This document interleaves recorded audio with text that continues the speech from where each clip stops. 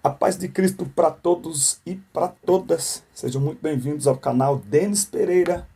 É um prazer recebê-los aqui. Eu tenho alguns pedidos para fazer para você antes de iniciarmos a nossa aula de hoje. Primeiro é o seguinte: se você não é inscrito no canal, inscreva-se no canal. Isso é extremamente importante. Primeira coisa, vai lá agora, clica no botãozinho inscreva-se. Isso aí, muito obrigado. Você está ajudando de uma maneira grandiosa o canal ao se inscrever. Comente o vídeo, fale de onde você nos assiste, fale o que você está achando das aulas, faça perguntas, faça comentários, dê sugestões de novos vídeos. Você sabe que eu trabalho com liderança de jovens e de adolescentes, dando palestras, pregando. Então, comente aí os nossos vídeos, isso também ajuda a crescer o canal. Dê like, clica no joinha, isso também ajuda a crescer o canal. Compartilhe nos seus grupos de WhatsApp, no Facebook, no Instagram. Compartilhe o meu canal com todo mundo. É bênção para você. Quando você compartilha, quando você comenta, sabe o que você está dizendo? Que esse canal é bênção para você, que o conteúdo aqui é bênção para você. E se é bênção para você, compartilhe para abençoar mais pessoas, ok? Mais dois pedidos rápidos e a gente já começa a aula. O primeiro é: esse tempo é um tempo que nós precisamos nos ajudar, então eu preciso da sua ajuda. Primeiro, tem uma área para ser membro do canal. O que isso significa? Você patrocina o canal, ok? Clique na área Seja Membro e veja os benefícios para quem se tornar membro do canal. E ao ajudar-nos, você está patrocinando e ajudando a manter esse trabalho no ar e também mostrando que ele é importante para você, para o seu crescimento espiritual. Na descrição dos vídeos, esse é o último pedido, eu vou colocar aqui um contato para você adquirir o meu livro para jovens e adolescentes com o tema 10 apps para uma conexão abençoada, não é? Apps é dicas, ok? É sobre relacionamentos, relacionar-se bem com Deus, consigo mesmo, com o próximo. Eu falo um pouco sobre questões de pureza sexual, eu falo sobre desejos. É um livro muito completo, é 80 páginas, é muito rápido de ler. Ao adquirir esse livro, você está me ajudando, você está ajudando a manter esse trabalho no ar, tá bom? Espero poder contar com vocês, que Deus vos abençoe. Bora para mais uma aula da EBD. Roda a vinheta.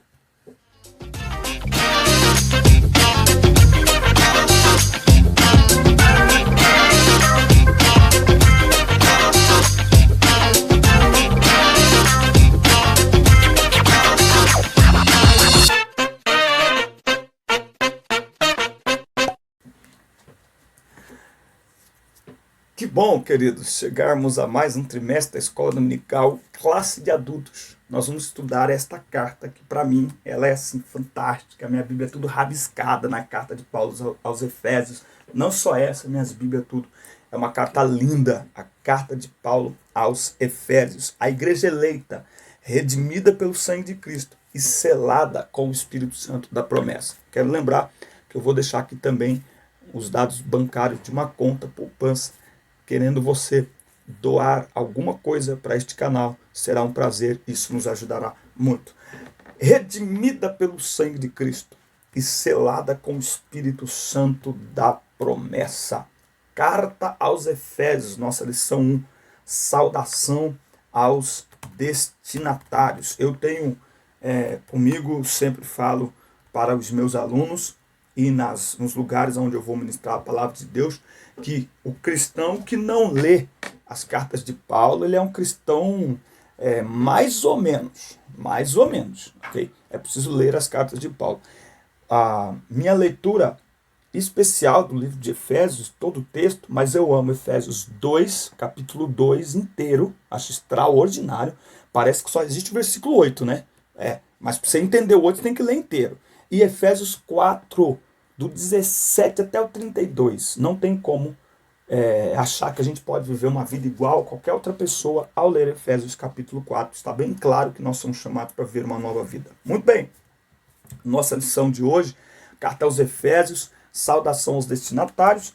A vós, graça e paz, da parte de Deus nosso Pai e da do Senhor Jesus Cristo. A epístola aos Efésios revela o propósito eterno de Deus para a igreja de Cristo. Algo me chama a atenção em Efésios 1, Paulo, apóstolo de Jesus Cristo, pela vontade de Deus, aos santos e fiéis.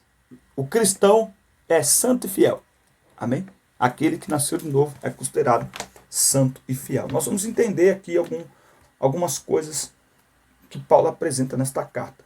O texto em classe está em Efésios 1 e 2, Atos 19, de 1 a 7, que é o contexto, é o pano de fundo para essa carta. A epístola aos Efésios, introdução, a epístola aos Efésios é denominada de a coroa dos escritos de Paulo e ainda de a rainha das epístolas. Nela o propósito eterno de Deus para a igreja está revelado por meio de Jesus Cristo. Nesta lição, estudaremos aspectos introdutórios e principais abordagens doutrinárias da epístola. Isso deve nos levar à adoração a Deus e ao aperfeiçoamento da nossa vida cristã. Por isso que eu disse que é importante ler os escritos de Paulo. Por isso que eu disse que é importante ler a carta de Paulo aos Efésios. E os escritos de Paulo são muito interessantes, porque é quase impossível você começar uma leitura de uma carta de Paulo, de um livro que Paulo escreveu, e não conseguir até o final. E não querer saber como é que termina. É uma leitura muito prática e por isso tem a ver com o nosso dia a dia e por isso que eu penso que é muito fácil de ler. Em Efésios, Jesus Cristo é a cabeça e a igreja o seu corpo. É o tema central dessa lição. Autoria e data. Conforme o costume da época, o autor inicia a carta declarando sua identidade. Paulo, apóstolo de Jesus Cristo. O livro de Atos, aqui tem um detalhe que legal, hein? Tem um detalhe bacana aqui, ó. Tem uma pegadinha aqui. Você já deve ter ouvido mensagem dizendo que Deus transformou, Deus mudou o nome de Paulo, né? Tem um hino da harpa, inclusive, que diz: mas transformado foi em um Paulo, pois achou ele a rosa dos céus. Mas não está dizendo que Deus mudou o nome de Paulo. Não, Paulo sempre chamou Paulo. Paulo sempre chamou Paulo. Deixa eu só ver aqui no que é aqui, quando a gente fala, a gente tem que dizer a informação. Uma flor gloriosa é o 196? Não. É uma flor gloriosa, aqui no que é da harpa, isso aqui. Isso mesmo, 196, né? 196 tem esse texto nele. Mas vamos lá. Paulo, o livro de Atos menciona que ele se chamava Saulo, que é o nome hebraico. Lembra que Saulo tinha duas cidadanias? Ele era tanto judeu quanto cidadão romano. Mas ele também era conhecido como Paulo. Em hebraico, Saulo significa solicitado. Provavelmente tem origem no rei Saul. Já Paulo significa pequeno. E esse era o seu nome romano. Então Paulo sempre chamou Paulo e sempre chamou Saulo. E Saulo sempre chamou Saulo e sempre chamou Paulo. No mundo judeu, ele era conhecido como Saulo. No mundo romano, como Paulo. A assinatura apostólica. Nas 13 cartas de sua autoria, o apóstolo se identifica como Paulo, nunca como Saulo. Provavelmente por considerar o nome mais apropriado para evangelizar o mundo gentílico. Porque Paulo era o seu nome romano, gentil. Outro detalhe relevante é a reivindicação de sua autoridade apostólica com a ressalva: pela vontade de Deus, isto é, não escolhido pelos homens. Paulo, apóstolo de Jesus Cristo, pela vontade de Deus. Meu Deus, que personalidade, que convicção. Quem te escolheu? Deus me escolheu. Deus me escolheu. Isso é uma assinatura apostólica. Uma epístola da prisão. A epístola foi escrita no período em que Paulo se encontrava preso em Roma. Ele se identifica como prisioneiro de Jesus Cristo, em Efésios 3:1. Em 4:1, preso do Senhor, embaixador em cadeias. Isso indica que era uma carta enviada do cárcere. Esta carta de Paulo aos Efésios, ela faz parte do rol das cartas de prisão. Efésios, Filipenses, Colossenses e Filemon. Agora, o que me chama a atenção aqui é algo simples, mas que chama muita atenção. Veja, Paulo está preso, mas ele se considera preso de Jesus Cristo. Eu estou preso em Jesus Cristo. E ele tem um texto que ele escreve e diz: as minhas prisões, elas se tornaram motivo de grande alegria, porque por minhas prisões muitos irmãos ganharam ânimo e anunciam com ousadia a palavra de Deus. Filipenses, capítulo 1 e versículo 13, que é mais uma carta de prisão. De tal maneira a ficar evidente para toda a guarda do palácio e para todos os demais que é por causa de Cristo que eu estou na prisão. Paulo tinha essa consciência. Eu não estou na prisão porque o império me prendeu. Não. Eu sou prisioneiro de Cristo. Ou seja, ele faz da minha vida o que ele quiser. E ainda na prisão, eu serei motivo de honra e glória ao nome dele. E os irmãos, em sua maioria, motivados no Senhor por minhas algemas, ousam pregar com mais coragem e determinação a palavra de Deus. Que coisa extraordinária, convicção maravilhosa. De acordo com Atos, após realizar 3 viagens missionárias e implantar igrejas na região do Mediterrâneo, Paulo esteve em prisão domiciliar por cerca de 2 anos, entre 60 e 62 d.C. A partir dessa premissa, a data provável da redação da Epístola aos Efésios ocorreu por volta de 61 e 62 d.C., tendo Tíquico como seu portador. Né? Então, Paulo estava aqui em prisão domiciliar. Ele ainda não era considerado aqui, nesse momento, uma ameaça ao império, como em 2 Timóteo. Tá bom? Então, nesse momento aqui, ele está preso, é uma prisão domiciliar, ele está sendo guardado. Ele está, mais do que preso, ele está sendo protegido. Eu acho que é Filipenses que diz que de sorte que toda a guarda pretoriana, toda a guarda do palácio, ele fala aqui, ó, portanto, irmãos, que saibais que tudo que me aconteceu tem, ao contrário, servido para o progresso do evangelho. Eu não sei se é Filipenses, que quando ele vai saudar, olha aqui, ó, olha o que ele diz em Filipenses 4:22. Saudai a todos os santos em Cristo Jesus. Os irmãos que estão comigo igualmente vos saúdam. Todos os santos os cumprimentam, especialmente os que estão no palácio de César. A prisão de Paulo levou conversão para dentro do palácio do imperador. Dê uma olhadinha um pouquinho o que é a história da igreja, você vai saber o que isso significa. Destinatários. A cidade de Éfeso, fundada por volta de 1050 a.C., tornou-se um centro político, comercial e religioso da Ásia Menor, atual país da Turquia. Era uma cidade litorânea, cujo porto desaguava no mar Egeu. Sua rua principal era pavimentada em mármore, com colunas trabalhadas em ambos os lados. Era considerada uma metrópole com cerca de 500 mil habitantes. Tinha o maior anfiteatro do mundo, com capacidade para 25 mil espectadores. Próximo dali ficava o estádio com a pista de corridas e a arena onde ocorriam as lutas entre animais selvagens, como também entre homens e animais. Entende por que Paulo usa a linguagem de corredor, de alvo? Usa a linguagem militar. O soldado, ninguém que milita se embaraça com o negócio desta vida. Ele está usando o contexto cultural em que ele vivia. A cidade abrigava o templo de Ártemis, ou Diana, a deusa da fertilidade, construído em mármore. Para você ter uma ideia, esse templo era considerado uma das 7 maravilhas do mundo antigo. A economia da cidade dependia dos milhares de turistas que a visitavam. Sua maior fonte de renda era o comércio de nichos de prata vendidos no templo, razão pela qual seus moradores ficaram alarmados com a pregação de Paulo contra a idolatria.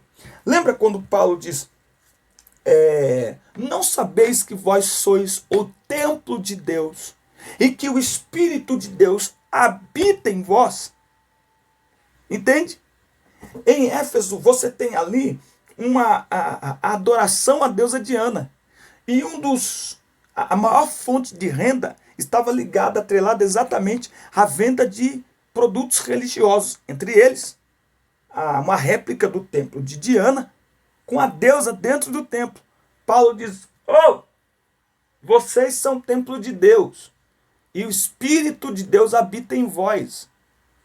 Opa, entende? Dentro da cultura que eles estavam, peraí, o templo da Diana, a pessoa vai lá e compra, a deusa está ali dentro. Paulo está dizendo, peraí, templo, eu sei o que é templo. Deus dentro do templo? Então Deus não habita em templo feito por mãos humanas. porque foi ele que nos fez. Oh, glória! Não é uma estátua dentro de um templo, não, é o Espírito Santo dentro de nós. Que coisa extraordinária, gente. Então, Paulo, ele vai pregar contra a idolatria. Aqui, ó, em Atos, capítulo 19, tem algo que me chama a atenção. Abra aí a sua Bíblia. Atos, capítulo 19, é algo extraordinário. Paulo, ele chega a Éfeso e ele vai pregar lá durante muito tempo. Olha o que diz no versículo 8 de Atos 19. Durante 3 meses, Paulo frequentou a sinagoga, onde pregava com ousadia e poder, dissertando com eloquência e convencendo a muitos sobre o reino de Deus. Eloquência não é grito, é falar de maneira que as pessoas entendam. Veja, aí olha o que vai acontecer aqui quando Paulo, quando acontece, na verdade, aqui com os filhos de Seva, aqui vendo que Deus usava Paulo, eles vão tentar expulsar um demônio. O demônio olha para eles e fala assim, ó, sei quem é Paulo, Deus a quem ele serve, mas vocês eu não sei quem vocês são. E aí o endemoniado avança sobre eles, domina, agride eles, e eles fogem seminus. Aí o versículo 17 diz assim, assim que esse acontecimento se tornou conhecido de todos os judeus e gregos que habitavam em Éfeso, toda a população foi tomada de grande temor, e o nome do Senhor Jesus era engrandecido. Muitos dos que creram, assim que chegavam, começavam a confessar e a declarar em público suas más obras praticadas. Da mesma forma, muitos dos que haviam se dedicado ao ocultismo, renunciando seus livros de magia, os queimaram diante de toda a comunidade reunida. Calculados seus preços, chegou-se à estimativa de que o valor total equivalia a 50.000 moedas de prata. E assim, a palavra do Senhor era grandemente propagada e prevalecia poderosamente. Quanto tempo que Paulo ficou pregando o evangelho? 3 meses no mesmo lugar. 3 meses. Fazendo o quê? Pregando o evangelho. Não foi criando polêmica, não. Pregando o evangelho, pregando o evangelho, pregando o evangelho. Sabe o que aconteceu? Avivamento. Avivamento não é eu dizer para o pecador mudar. É o pecador decidir mudar por efeito da palavra. É eu decidir mudar pelo efeito da pregação da palavra. Aonde o evangelho é pregado, ele gera verdadeiro e genuíno avivamento. E essa palavra, vocês viram aqui no texto de Atos 19, que se a economia daquele lugar estava ligada à adoração aos ídolos e aos elementos religiosos que se vendia, que se comercializava, que se fabricava ali, Paulo chega, eles começam a queimar tudo que é de idolatria, de magia, isso vai causar problema, e aí vocês vão ver o que vai acontecer aqui na sequência de Atos 19. Paulo evangelizou a cidade e seus arredores durante 3 anos. Então, 3 meses levou para acontecer a primeira movimentação, mas ele ficou lá 3 anos. Quando chegou a Éfeso, ele encontrou 12 discípulos, que eles não sabiam nem o que era batismo com o Espírito Santo. Ele batizou eles nas águas. Em seguida, ele evangelizou na sinagoga, como nós lemos aqui agora. E lá em Éfeso, grandes líderes da igreja também passaram por Éfeso. Apolo ministrou ali, foi instruído por Priscila e Áquila. Timóteo também foi designado para pastorear na cidade, né? Nós acreditamos que quando Paulo escreve 2 Timóteo, Timóteo está pastoreando Éfeso, e João também pastoreou aquela igreja. A saudação é a mais breve dentre todos os escritos de Paulo. Ele se dirige aos santos e fiéis em Cristo Jesus, isto é, aqueles que foram separados e consagrados para ser propriedade exclusiva de Deus. Graça e paz é uma expressão que lembra o favor gratuito e imerecido de Deus. Quanto aos destinatários, a maioria dos intérpretes considera a epístola uma carta circular destinada aos cristãos de maioria gentílica das muitas igrejas da Ásia provenientes de Éfeso, a metrópole mais importante daquela região. Então, se Éfeso é uma grande metrópole, ali há grande circulação de pessoas. A partir de Éfeso, o evangelho chegando em Éfeso, ele começa então a alcançar muitas cidades, muitas regiões, muitos povos que vinham e que voltavam vinham para cultuar. Eu imagino a cena, né? O milhares de pessoas, muitos vinham para cultuar a deusa Diana, chegavam ali, tinham contato com o evangelho e voltavam convertidos para as suas terras e lá anunciavam o evangelho, e por onde eles passavam iam anunciando o evangelho e novas igrejas iam surgindo. Propósito e mensagem dessa epístola de Paulo aos Efésios e para nós. Aparentemente, a epístola não aborda nenhum problema específico como em outras de Paulo. Porém, nos capítulos iniciais da carta, percebemos algumas ênfases que sinalizam a solução de certas questões. Por exemplo, havia novos convertidos que vinham do mundo helênico e praticavam religiões de mistérios e magia, mas que agora se reuniam com os santos em Éfeso. Não por acaso, o apóstolo mostra àqueles crentes que Cristo está no controle do universo inteiro. Também é possível perceber outro tipo de ênfase do apóstolo, ou seja, evangelho é evangelho, não mistura com nada. Não é ecumenismo. Por favor, não pode ter mistura. Evangelho não tem que ter mistura, não. Ah, mas eu vou ali, eu vou fazer uma obra de caridade com o padre. Faz quietinho, faz calado.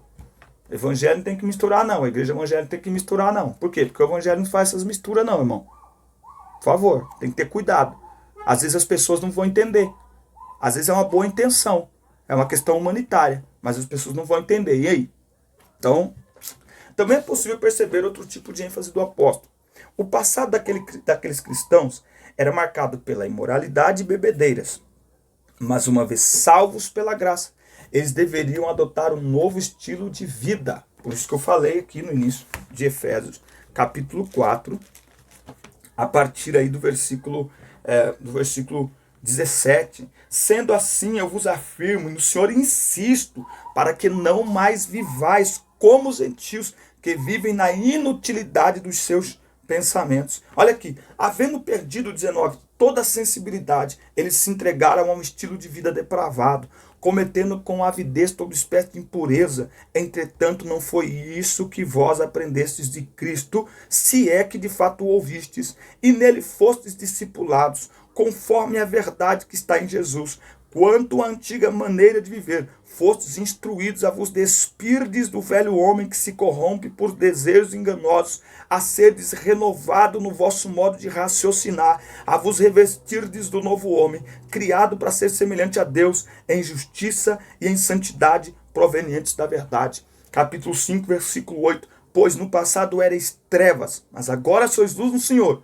Andai como filhos da luz. Então, nós somos chamados aqui em Éfeso a viver um novo estilo de vida. Destaca-se ainda uma preocupação com a unidade e a paz entre judeus e gentios. Por isso que eu falei que Efésios 2, o capítulo inteiro é lindo. Ele vai mostrar que a parede de separação que havia entre judeus e gentios, Jesus veio, quebrou e dos dois fez um só povo e reconciliou a todos nós com Deus por meio da cruz. Sobre essas premissas, então podemos considerar que uma das intenções do autor aos Efésios era de atender às múltiplas necessidades da igreja numa perspectiva pastoral. Por isso a carta é apontada por estudiosos como um tratado teológico sobre a igreja, o corpo de Cristo, uma carta eclesiástica. A mensagem de Efésios gira em torno de duas temáticas: Jesus Cristo, a cabeça, a igreja, o corpo. Assim podemos classificar os desdobramentos desses assuntos nos seguintes eixos temáticos: a consumação do plano eterno de Deus na pessoa de Jesus Cristo, a atuação do Espírito Santo como penhor da experiência de salvação, a reconciliação dos povos por intermédio da cruz de Cristo, a revelação do mistério da vontade de Deus por obra do Espírito Santo, um novo estilo de vida baseado na unidade, na comunhão com o Espírito, na frutificação, na adoração e na intercessão do Espírito Santo. Eu tenho me preocupado porque nós quase não temos escutado ninguém falar sobre fruto do Espírito. E eu estava comentando com a minha filha que é impossível, primeiro, que nenhum homem pode exigir novo comportamento de ninguém. Presta atenção no que eu vou dizer. Alguém pode ser o nosso exemplo de santidade, mas não o nosso padrão. Padrão só existe um. Exemplo, existem muitos exemplos. E eu posso ser exemplo numa área e não ser na outra. E como o pecado está em mim, Eu posso ser um exemplo de santidade, mas não um exemplo absoluto, porque eu sou tão pecador quanto qualquer outra pessoa. Por isso nós não podemos ter ninguém como padrão de santidade. O nosso padrão de santidade é Deus. Ele disse: sejam santos, porque eu sou santo. Não é porque alguém é santo, não é como alguém é santo, é como eu sou santo. Ou seja, o nosso padrão de santidade é Deus. E se nós entendermos isso, primeiro, não teremos nenhum ser humano como padrão absoluto de santidade para imitarmos. Segundo, sempre entenderemos que por mais santo que alguém seja, ele é tão pecador quanto qualquer um de nós. Então, em algum momento, ele ou ela podem errar. E quando errarem, são dignos de misericórdia. E não deve ser motivo para nos desmotivar na fé, para nossa frustração espiritual. Ai, meu Deus, você viu o que ela fez? Ai, nossa, caiu, errou, pecou. Nossa, mas era tão santa. Eu gostava dele, eu seguia ele, eu seguia ela. Pode seguir, pode imitar, mas não como padrão. Padrão é valor absoluto e só existe um. Sejam santos, porque eu sou santo. Exemplo existe aos montes, mas todos nós somos pecadores e por isso erramos. Então não dá para ter, eu repito, não dá para ter nenhum ser humano como padrão de santidade. Padrão é valor absoluto, é Deus. Deus é o nosso padrão de santidade. O homem pode ser o nosso exemplo. Quando eu entendo isso, eu não me lanço para copiar completamente e não me frustro quando vejo os meus exemplos errarem, porque eu entendo que são tão humanos quanto qualquer outra pessoa. Pense nisso. Os novos relacionamentos conjugais e a luta contra o diabo. Então, a carta de Paulo aos Efésios, gente, ela tem um contexto de batalha espiritual que não tem em nenhum outro lugar. Efésios 6, do 10 ao 18, é extraordinário. Portanto, a epístola contém uma combinação de doutrina, fé e prática da vida cristã. Ou seja, de tudo quanto Deus fez e do que se espera que a igreja faça. É aquilo que eu venho dizendo também há algum tempo. Ser cristão não está atrelado apenas ao que a gente não deve fazer. O problema é que a gente fica muito concentrado não pode fazer isso, não pode fazer isso, não pode fazer isso, não pode, não pode, não pode. Aí Efésios vem e diz assim: ei, não viva mais como você vivia antigamente, mas enchei-vos do Espírito. Ei, não pratique o que aqueles que não têm Jesus praticam, mas enchei-vos do Espírito. O que eu aprendo? Que ser cristão é abandonar a velha vida vivendo a nova vida. É abandonar velhas práticas assumindo novas práticas. É jogar fora as velhas roupas do pecado, se vestindo e se revestindo das novas roupas de santidade. Então, é preciso ter esse entendimento. Senão, a gente fica só concentrado no que não fazer. Mas vida cristã é santificação e consagração. Santificação, o que eu abandono. Consagração, o que eu abraço. Santificação, o que eu jogo fora. Consagração, o que eu preservo. Santificação, o que eu me liberto.